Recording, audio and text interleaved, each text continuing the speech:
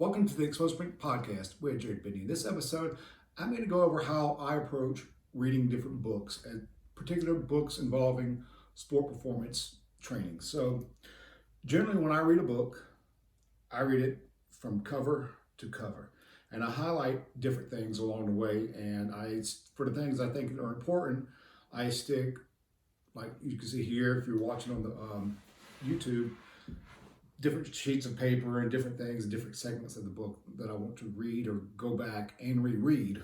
And so my thought is if I just highlight the important things in a chapter, I can go back and reread that chapter a little bit quicker than I did the first time. So I'll go back, read it. Okay, this makes or this does not make any sense. And so then I'll just different markings. So for this instance, I have 2 copies of Super Training here. I went through Super Training from front cover to back cover, highlighted different things along the way. And sometimes as you're reading and you're learning more about sport training by reading other books, and you go back and you reread your highlighted areas, that highlighted area will let you know within that paragraph, oh, okay, this is what that meant. So as you're reading through the books, what I do is I'll just take a highlighter and I highlight things that are important to me.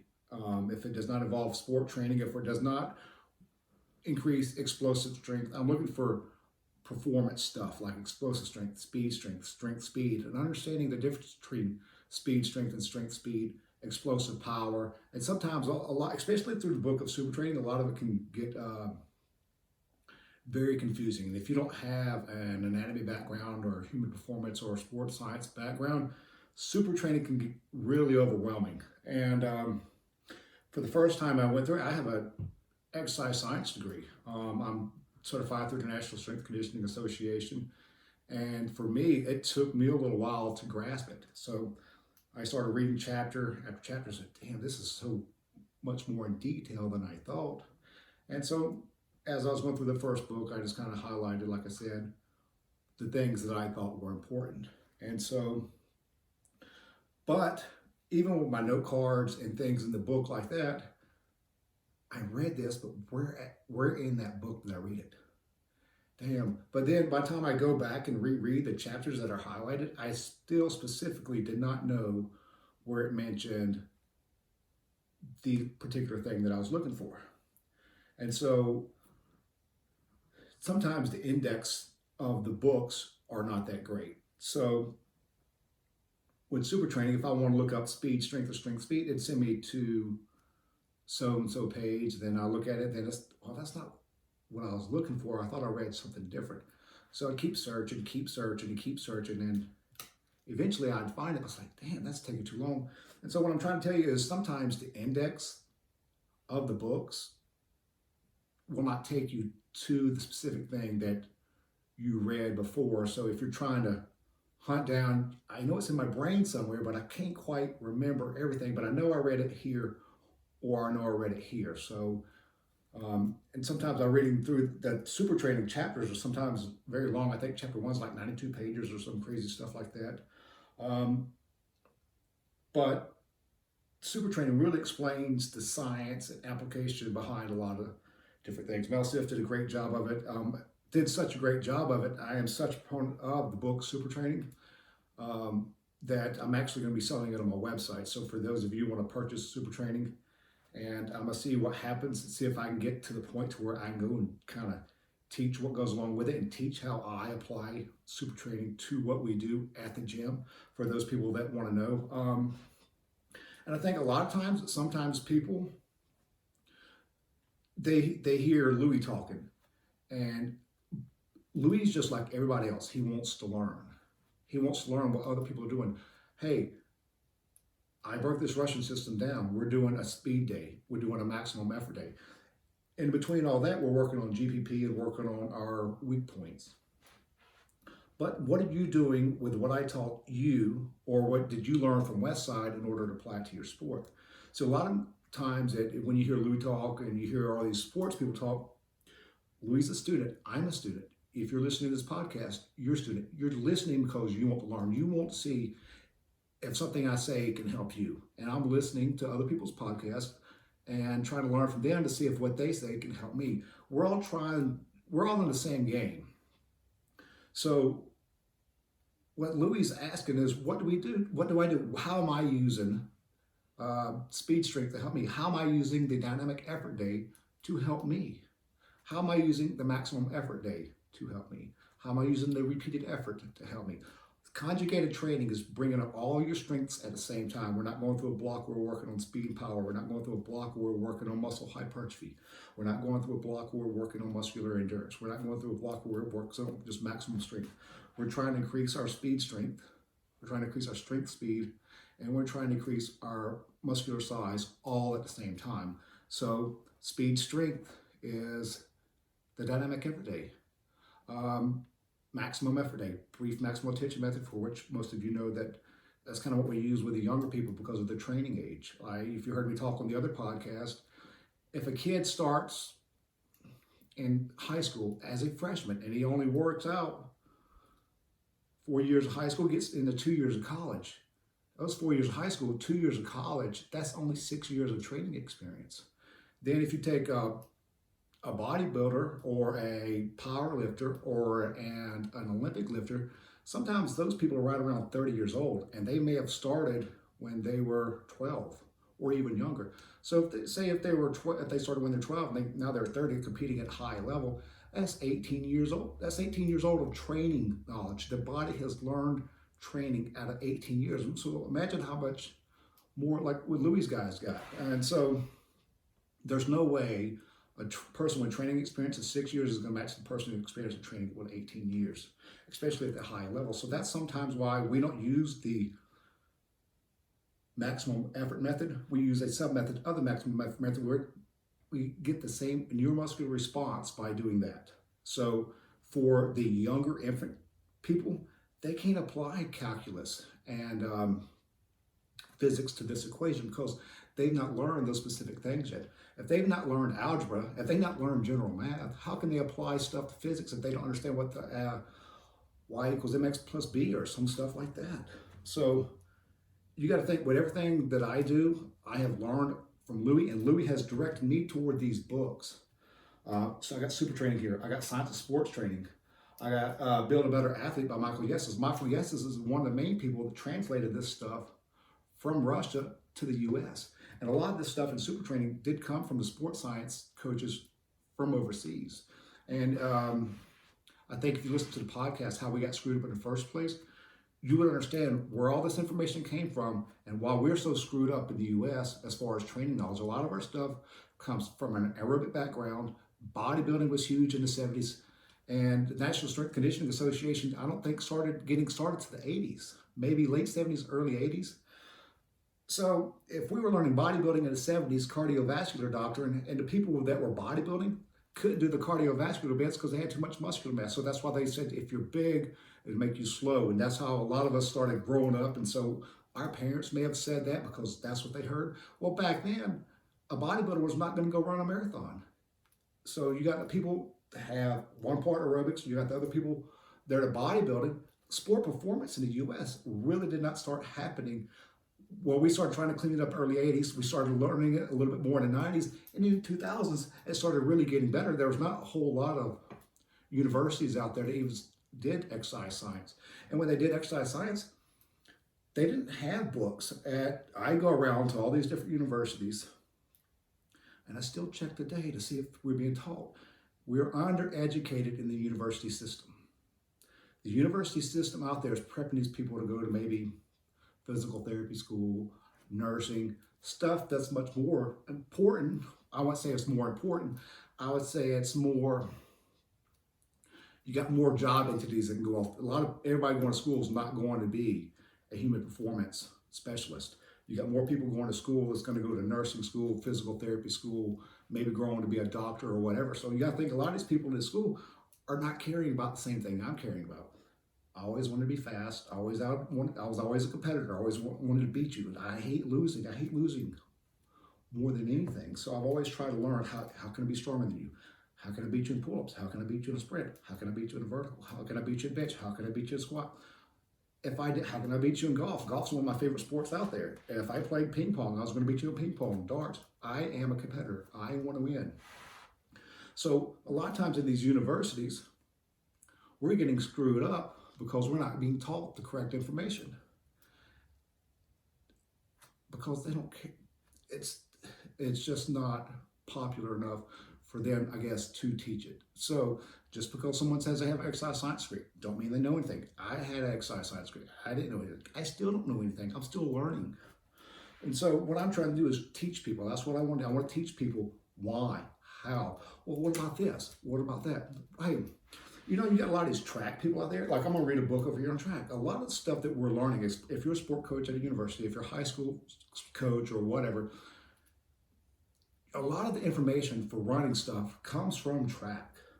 Some of the stuff in super training, some of the stuff in science and sport training, a lot of it's coming from track and field, because a lot of people, when a lot of the stuff started getting started in Russia, it was more for the Olympics. The Russian society was trying to see how many gold medals they could win. And they found that in the anaerobic sports, that more gold medals could be won in the anaerobic sports. So the sports without oxygen, the strength and power sports, the human performance side of everything. So for the 60s, 70s, 80s, and up to the 90s, the Russians dominated the Olympics. And we were behind because guess what? We were more concerned about long distance training, cardiovascular, aerobics craze, bodybuilding, physique looking. That's why if you go to stores, you go to your Kroger, your Publix, your grocery store, whatever's near you, you look on the shelf, you got Men's Health, you got Muscle and Fitness, you used to have Muscle Mag, bodybuilding magazines, Flex magazine. Where's your human performance stuff at? It does not exist anymore. And so it never has. And so that's how we've gotten screwed up on a lot of this stuff, because we were just never educated on the right thing. We were not concerned with strength and power. We didn't start getting concerned with strength and power basically until now. So that's why, like, if you look at these track and field books, they don't have a whole lot to do with the 40-yard dash. They want to win the 100 meter. They want to win the 200 meter. They want to win the 400. The power aspects of the race. And so when these track coaches are worried about form, there's no form in baseball. There's no form in soccer. There's no form in football.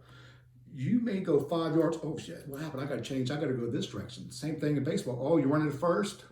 Oh, I may have to run back in between home and first because something that's happened between seconds. So I guess you're just going to be tagged out with that scenario. But the thing I'm saying is, you may be taken off from first. You may run a second. All of a sudden, shit, I got to get back to first because infield fly rule or something. I don't really know a whole lot about baseball.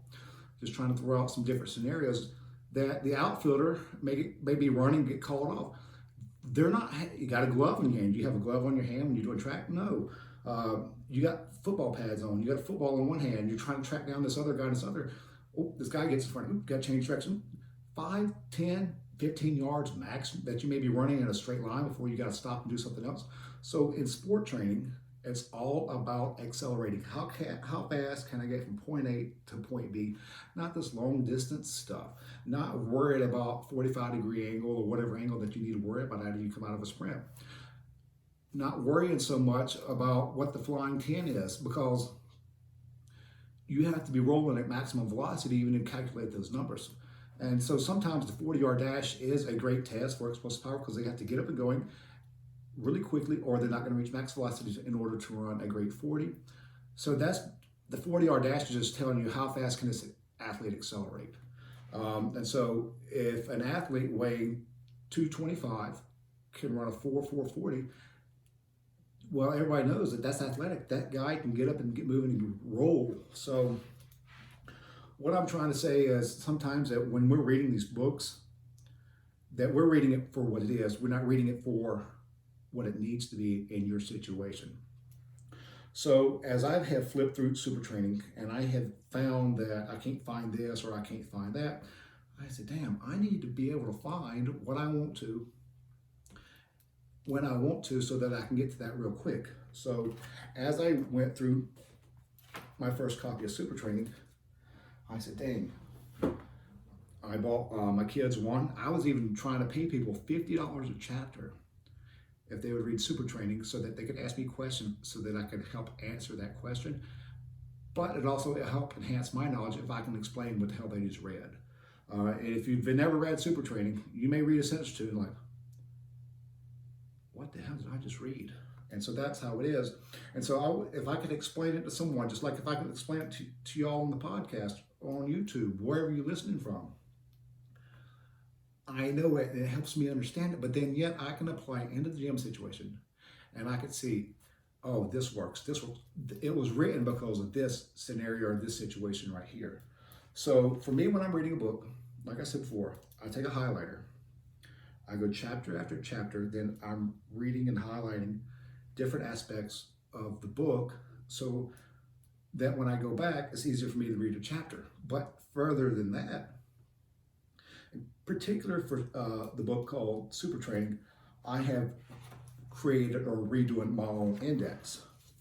So for instance, we see people that are pedaling and riding bikes on the sideline and in a football game. Well, I know that bike riding shortens the rectus femoris, and for those that have to sprint, a shortened rectus femoris, which crosses the hip, so it can shorten your hip flexor.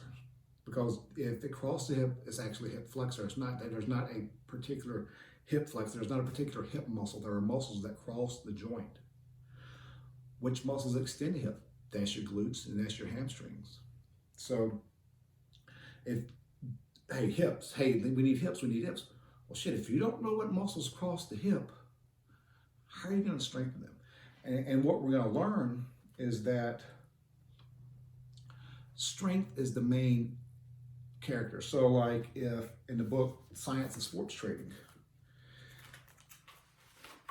if squats are considered sport specific because they're an exercise for sprinters because they directly contribute to improving sprint performance. So squats directly contribute to sprint performance. Okay. To Build a Better Athlete by Michael Yessis. What do we have over here? Let's see. Oh, this even says speed strength. Speed strength is synonymous with explosiveness or explosive power, and exhibited in movements that require speed coupled with strength. So to become more explosive or faster, you must increase your absolute strength levels and then literally convert them into newly developed strength to create greater speed and explosiveness. So to become more explosive, you must increase your absolute strength. Well, by using the sub-maximum effort method or maximum effort method, we're increasing our absolute strength. By us doing our dumbbell jumps, we are now have increased our absolute strength, or we're working on increasing our absolute strength. Well, as we're working on increasing our absolute strength, we're over here doing dumbbell jumps.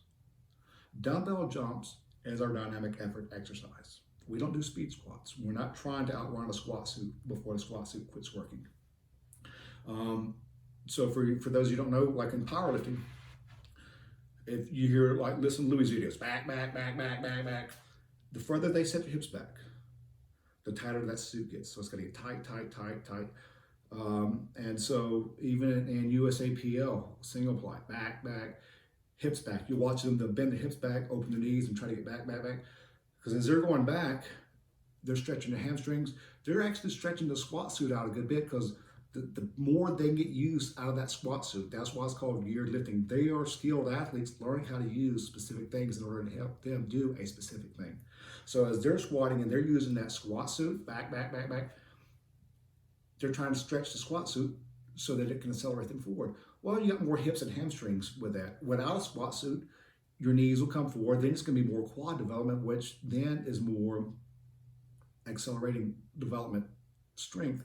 Instead of your hips and your hamstrings, like if you hear Louis, he will improve sprinters in 100 meters. Well, 100 meters can be a lot more dependent upon your hips and well, I shouldn't say hips, your hamstrings. You know, I say your hips because more of the stress when you do sit back goes to your hips, but more with the bars higher, more of the stress goes towards your knees. So depending on what you need for what you need to do is what you need to do, and not just, hey, that's what this person does, so I'm gonna go do this and apply it to this. Well, if I apply the squat suit squatting stuff to my sprint speed, I may not be getting my 40-yard dash numbers because it's not. Once they get past, I think, 50 yards, it does become more backside dependent. And so for them to accelerate, and if they don't have the quads or the legs to accelerate the body, their acceleration may not get, then they're not going to get up to the 40-yard dash in time because they were too slow out of the start. They were not explosive off the start. So what I was trying to say is we increase our absolute strength.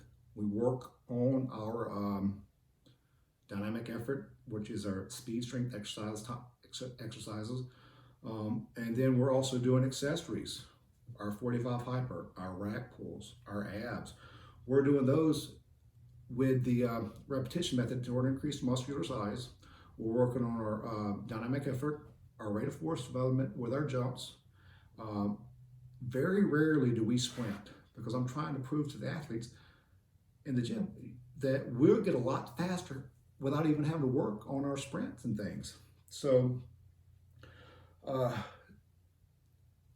let's just like people give the knee over toes guy crap. Well, you know what? Where did he learn his information? He is coming out telling everybody where he's learned. He's telling everybody. He's just simplified Charles Poliquin's methods and an easy to kind of do format. And so I don't really follow the knees over toes guy. I don't really pay a whole lot of attention because I know where he's learned his information, which is from Poliquin. So I just go to the source where he's learned his information and try to figure that out from his source instead of going through a third party or whatever situation you need to want to call that. And so by taking the knees over toes, not even the guide, just taking the knee over toe, you're stretching your Achilles. Not only that, is your back hip flexor, the rear leg, the trail leg, is getting stretched out if your torso is upright. Well, if you read this book, The Science of Speed, The Art of the Sprint, this is a track and field book. But then if I look in here,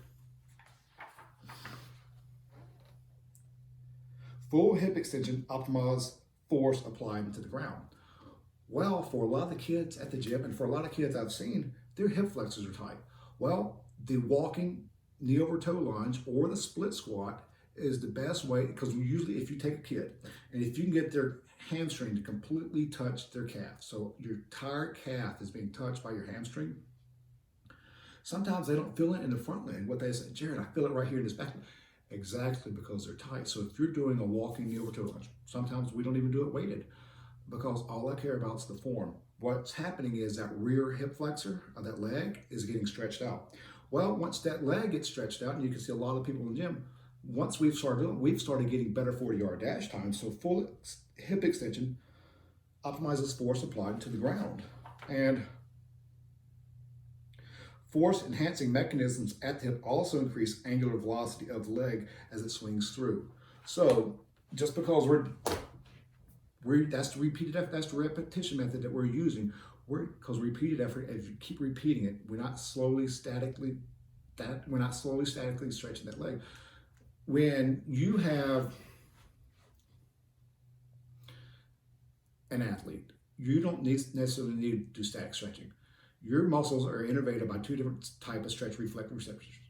You got one that measures speed, then you got one that measures speed and magnitude. So as you are doing the knee over toe lunge, walking lunge, or if you're doing the split squat, which one you're staying in place, one you're actually moving around, is that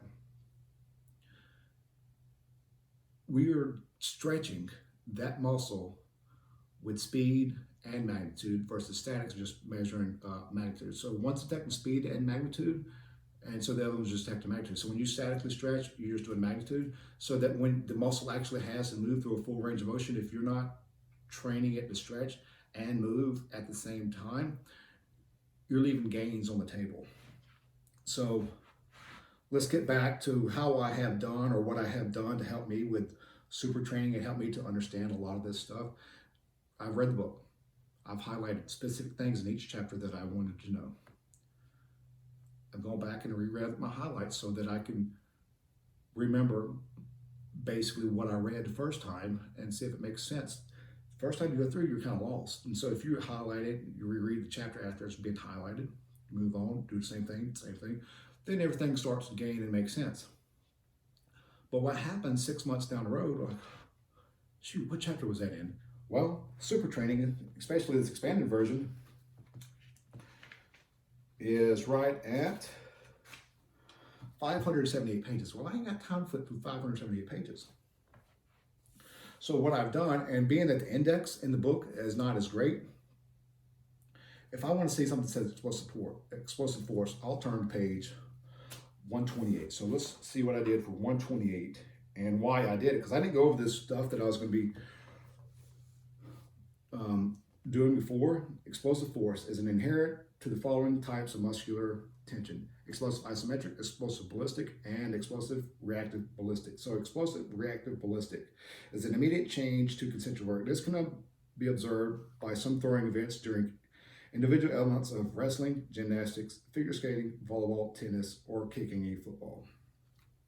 And so then it goes on to talk about displacement, velocity, and acceleration. So if I was trying to figure out the difference between cyclic and acyclic sports and how to increase the explosive reactive ballistics, I know I can start to come to page 128 and reread that section. But what about this? Bike riding. Like I said earlier, bike riding short tips. I knew I read that in super training, but where at in super training did I read it? So let's go to page, it says page 28, so 128 to 28. Let's see here if we can get to 128 quick enough. What does it say about it?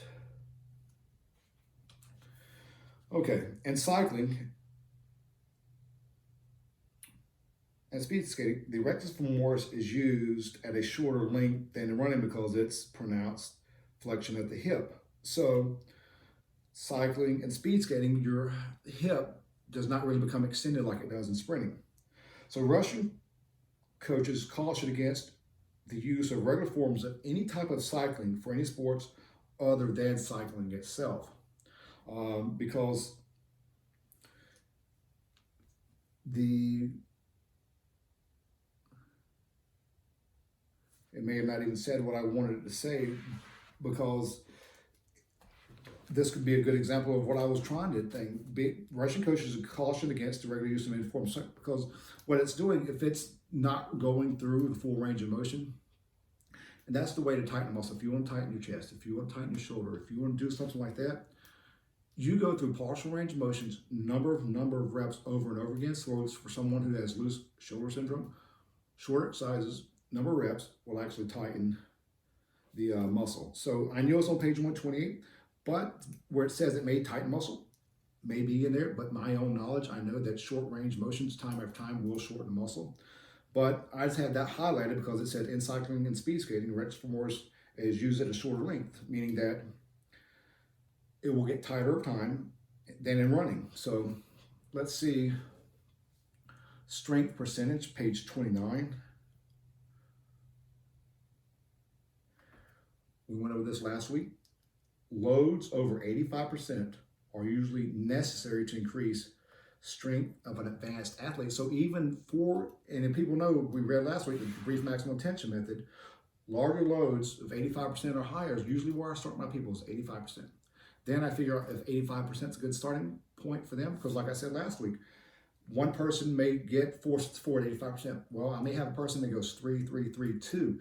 So they didn't get any of the reps at 85%. So I can make adjustments on that. But that's why sometimes this training software does not allow you to make the adjustments for one kid to the other kid. So if I got one kid who was following along with the pattern just right, he got his 4, 6, 4. But then I didn't get the other kid, and he missed all of his reps. Well, think about if I got another kid that 85% was too light based off his 1 rep max. That's only 33%. So if I only enhanced 33% of the gym population, I'd be doing a bad job. Word would get out, and I wouldn't be in business. Because what I do is I track and I test these athletes on a monthly basis to make sure that what I'm reading and what I'm giving them is actually working to enhance what I want them to do. As for instance, cramps, page 39. Why the heck did I write cramps?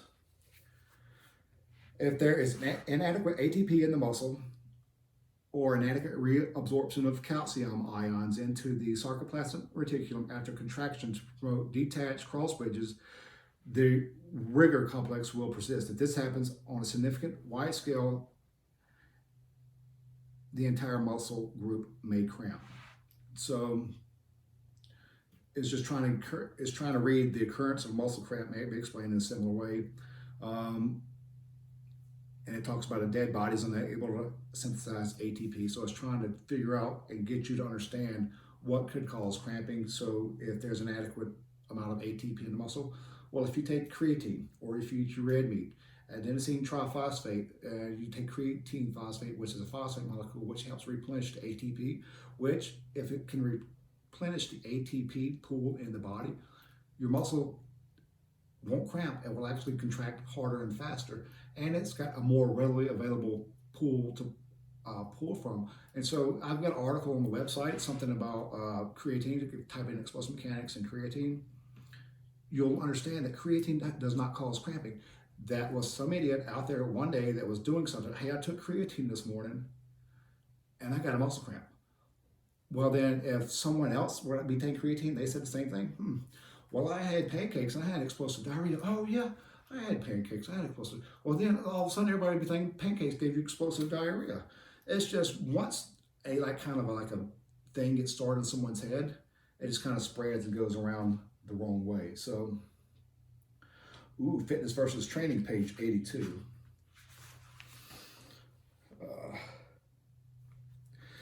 Fitness may be defined as the ability of the body to cope with a specific task.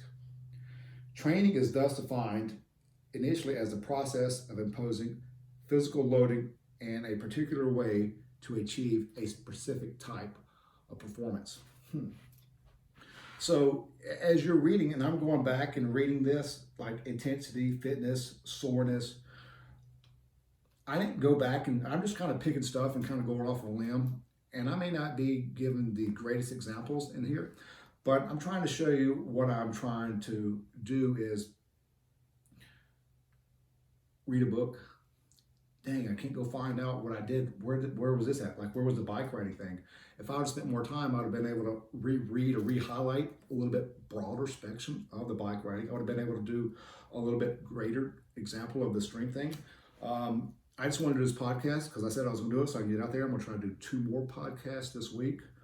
But when you're reading a book, when you're trying to educate yourself, don't skip. The biggest thing I can say is don't skip around. If you can read the book, you go cover to cover, take your time, highlight the things that you think are important by chapter.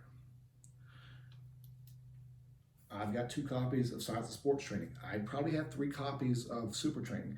I have multiple copies of different books. But for like Build a Better Athlete and for the Science of Speed and the Art of the Sprint, I only have 1 copy. But for some of these other books, I have multiple copies. I have read cover to cover, I've highlighted it. Then I have not gone through completely this second copy of Super Training. I've copied the highlights I did from the first book to this book in order for it to help make more sense and settle in. But once I get this index done, I may go back through what I just read with index and go back to a 3rd copy and highlight it specifically, so I'll almost have, in my vision, a perfect book of Super Training with the highlighted areas in that book that I think are specific to what I'm trying to do at the gym. So when I'm reading a book like The Art of the Sprint, I'm not trying to copy The Art of the Sprint because I know that track running is different than the 40-yard dash. People may argue. But I know the 40-yard dash, the 20-yard dash is highly dependent upon leg drive. We don't set our hips back. We don't squat wide at the gym because we need leg drive. We are training the athletes to go from point A to point B. That's acceleration. Acceleration comes from leg drive. Overcome your own body's inertia to get from point A to point B. Once they are up and rolling past, I would say 30, 40, maybe even 50 yards, then the other stuff will help. But if we're not training the track athletes, we're holding them back from the 40. We're holding them back from getting from home to first and first to second quicker. What about that outfield guy that's got to track down the fly ball? Ooh, what about that linebacker that may have to huck down the running back? Get the angle and accelerate. Oh, I drove forward. Damn, I got stopped, change direction. Now I got to go back and try to catch the guy. There's no telling what kind of obstacle he may be in the way of chasing. He may have to go around this guy, accelerate, got to go around this guy in order to get to him. Happens all the time in sports. So train the muscles that are going to be specifically responsible for acceleration, because very rarely do they run more than 15 yards, 15 meters in a straight line sport. So hopefully I threw it out there. Hopefully I can help people understand how I read, how I try to educate myself. So message me on Instagram at Explosive Mechanics. Don't go to the at Jared Biddy because I really don't read that a whole lot. Email info@explosivemechanics.com. Thank you all for watching. Thank you for listening. Have a great day.